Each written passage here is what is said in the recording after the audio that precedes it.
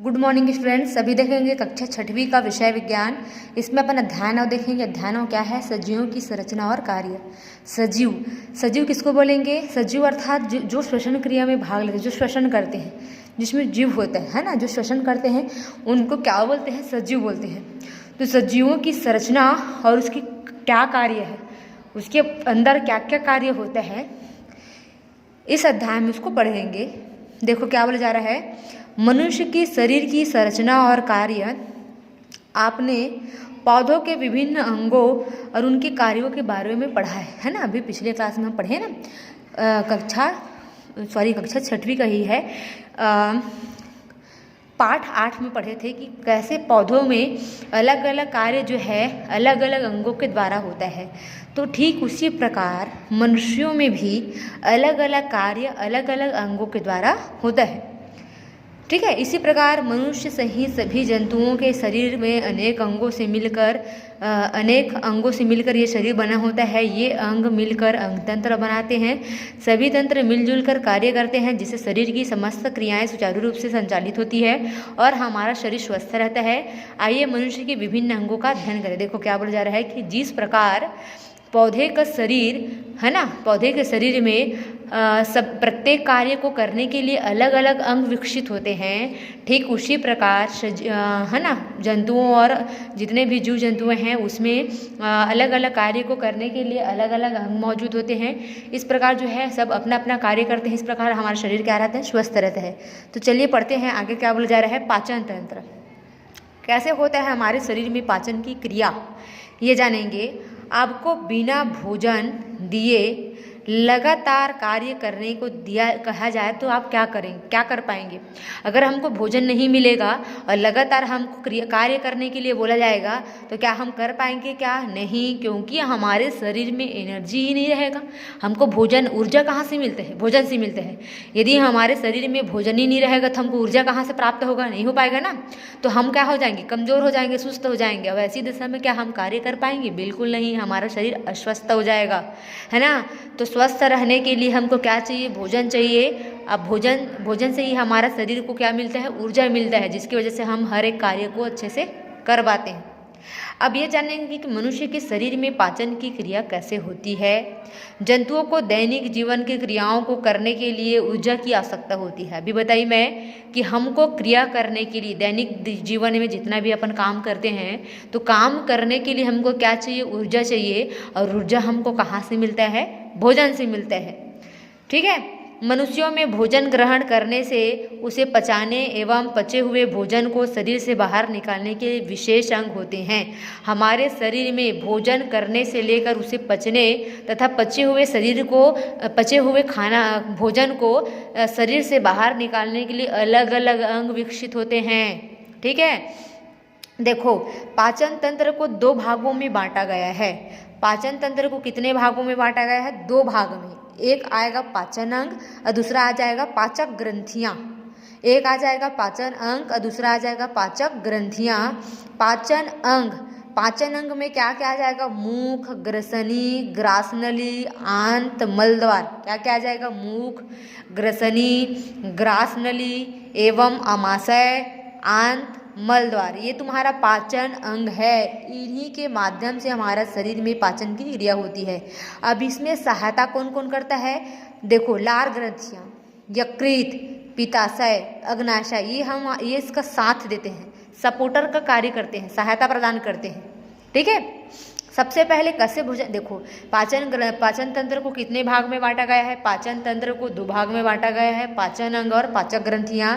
पाचन अंग को कितने भाग में बांटा गया है? मुख, ग्रसनी, ग्रासनली, है ना, ग्रासनली एवं आमाशय, आंत और मलद्वार। 1, 2, 3, 4, 5 भाग में बांटा गया है। पाचन ग्रंथियाँ में लार ग्रंथियाँ, यकृत, पित्ताशय, अग्नाशय ये आ जाएगा। अब भोजन कैसे करते हैं पहले पढ़ लेते हैं, फिर आपको समझाया जाएगा। ध्यान से देखिए और अपनी कॉपी में बनाइए इस चित्र को। पाचन तंत्र के प्रमुख अंग कौन कौन है? मुख, ग्रसनी, ग्रासनली, आमाशय, आंत, मलाशय, यकृत, पित्ताशय एवं अग्नाशय है।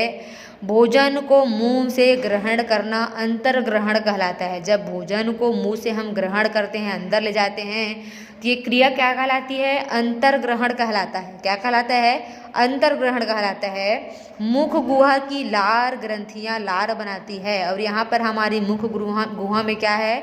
लार, मुख गुहा की जो ग्रंथियां हैं वो क्या बनाती है? लार ग्रंथियां बनाती है। जैसे ही हम भोजन को मुंह के अंदर ले जाते हैं, अपने दांतों से उसको चबाते हैं, उसको अनेक टुकड़ों में विभाजित करते हैं, उसके बाद हमारी लार ग्रंथियों से लार स्त्रावित होता है, लार बनता है।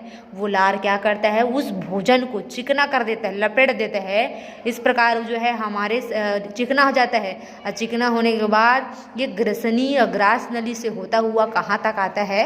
कहाँ तक आता है?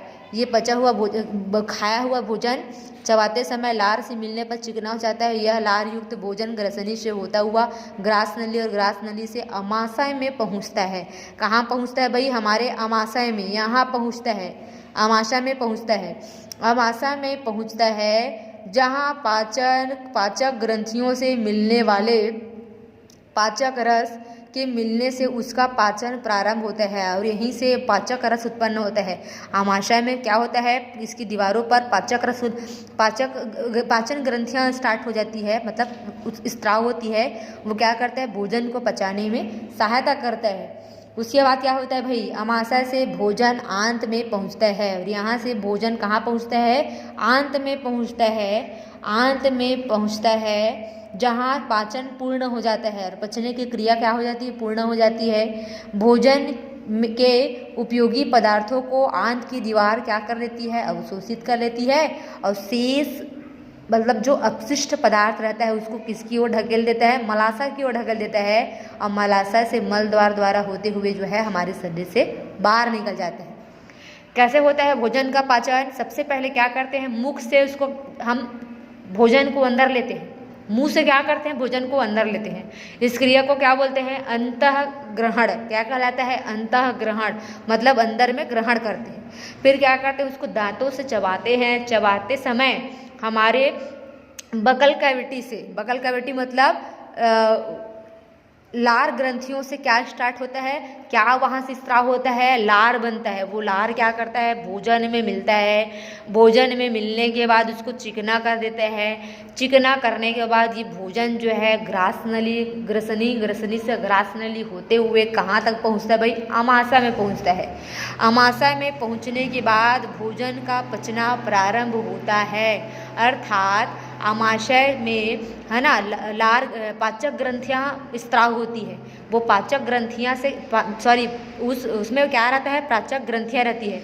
उस पाचक ग्रंथियाँ से क्या निकलता है? लार, ये है ना पाचक रस निकलता है। ये पाचक रस क्या करता है? उस भोजन को पचाने में सहायता करता है, और ये आधा पचा हुआ भोजन कहाँ जाता है? आंत में जाता है।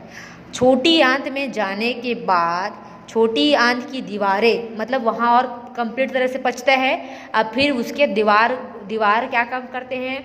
पचे हुए भोजन से खनिज, लवण, वसा, ये विटामिन सबको क्या कर लेते हैं? अवशोषित कर लेते हैं, खींच लेते हैं, और जो वेस्ट मटेरियल रहता है उसको क्या करते हैं? मलाशय की ओर ढकेल देते हैं, मलाशय की ओर चला जाता है। फिर मलाशय की ओर जाने के बाद जो है ये मलद्वार की ओर जाता है। मलद्वार से जो है शरीर के बाहर ये अपशिष्ट पदार्थ निकल जाते हैं। इस प्रकार जो है हमारे शरीर में पाचन की क्रिया होती है। तो पाचन की क्रिया में कौन कौन प्रमुख अंग कौन है? मुख, ग्रसनी, ग्रासनाली, अमाशय, आंत और मलद्वार, ये प्रमुख अंग है।